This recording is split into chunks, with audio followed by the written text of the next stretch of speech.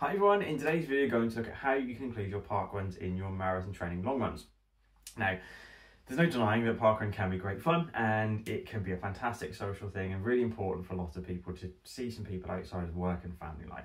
However, it can be very disruptive to what is meant to be the most important run of your long run in marathon training.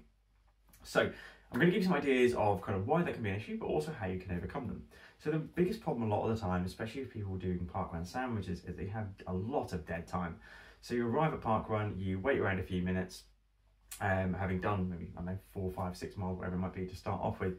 You're hanging around for maybe 4 or 5 minutes, sometimes more.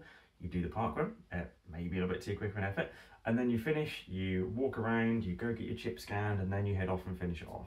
Now, it's very easy. I've seen people up to 10 minutes of dead time around this, starting late, finishing and then having to walk through and wait for people to slowly kind of walk through because they've cooked themselves in their parkrun.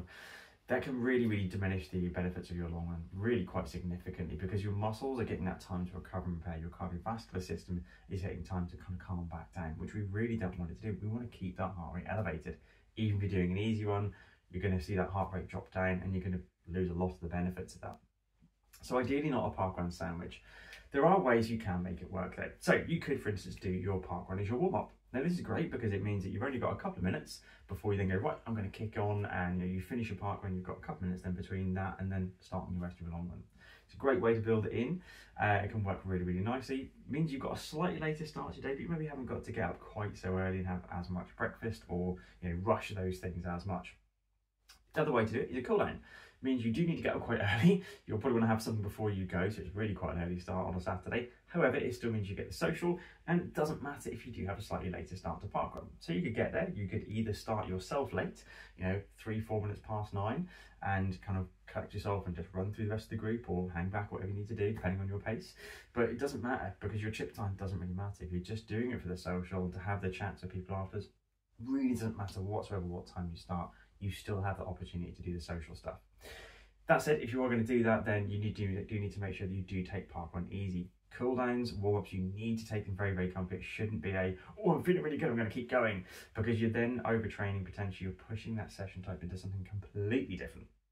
And if you are doing parkruns and you do find that discipline difficult, then you probably need to split it. I would then say do parkrun on a Saturday and then do your long run on a Sunday. Now, whilst it isn't ideal to do a harder parkrun on a Saturday and then a longer run on a Sunday in some context, it's a better way than trying to kind of mishmash the two together. There are ways it can work with parkrun in the middle of a longer run, but I say you do end up with a lot of dead time, up to 10 minutes sometimes I've seen, and it diminishes that quality of that long run quite significantly. Even if you're doing a pyramid, a progression session, or just putting in some marathon pace reps of 3 miles or so, can make that a lot more difficult.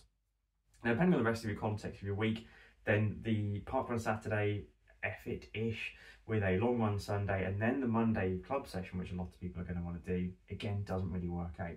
Now, in an ideal world, you probably wouldn't be doing the Monday club session anyway, because usually it's going to be 5k and 10k pace, which isn't going to be that helpful for your marathon. However, again, there are times when a slightly quicker bit of running can actually be really useful, giving you confidence in your ability to run that marathon pace, and as a way to kind of just change things up a bit. Again, that freshness in marathon training can be really helpful mentally as much as anything else.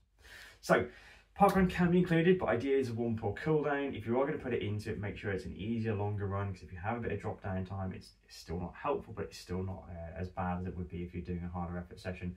Or do your parkrun, then long run on the Sunday if you absolutely have to.